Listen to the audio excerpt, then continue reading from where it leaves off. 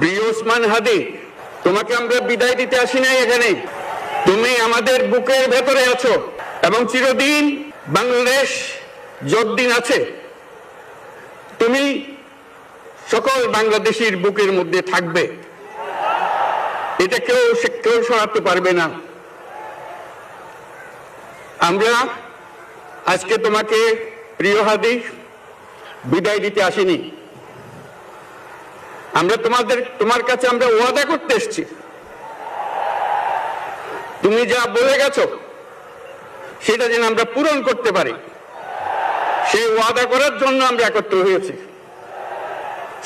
সেই ওয়াদা শুধু আমরা নয়, পুরুষানুক্রমে বাংলাদেশের সব মানুষ পূরণ করবে। সেই ওয়াদা করার জন্যই আমরা তোমার কাছে আজকে এসেছি, সবাই মিলে যে যেখানে আছি।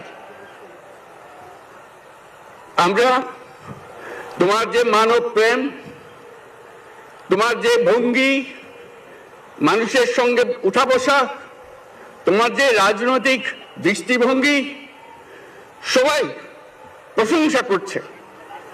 সেটা আমরা মনে প্রাণে গ্রহণ করছি, যে এটা যেন আমাদের মনে সব সময় জাগ্রত থাকে, আমরা সেটা অনুসরণ করতে পারি।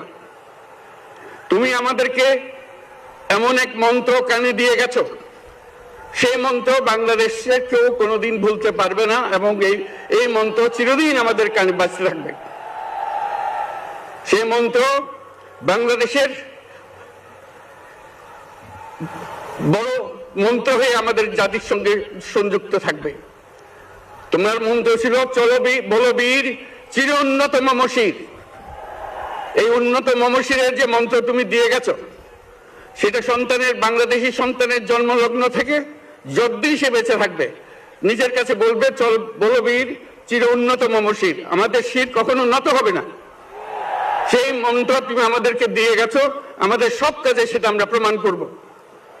আমরা দুনিয়ার সামনে মাথা উঁচু করে চলবো, কারো কাছে মাথা নত করব না। সেই মন্ত্র তুমি আমাদেরকে দিয়ে গেছো, আমরা সেটা পূরণ করে যাব।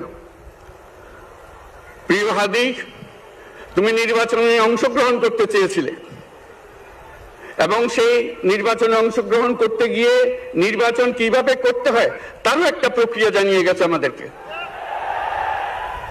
সেই প্রক্রিয়া যেন আমরা সবাই মিলে গ্রহণ করি, যে কিভাবে প্রচারণা কার্য চালাতে হয়, কিভাবে মানুষের কাছে যেতে হয়, কিভাবে মানুষকে কষ্ট না দিয়ে তার বক্তব্য প্রকাশ করতে হয়, কিভাবে বিনীতভাবে মানুষের কাছে আসতে হয়, সবকিছু তুমি শিক্ষা দিয়ে গেছো। আমরা এই শিক্ষা গ্রহণ করলাম।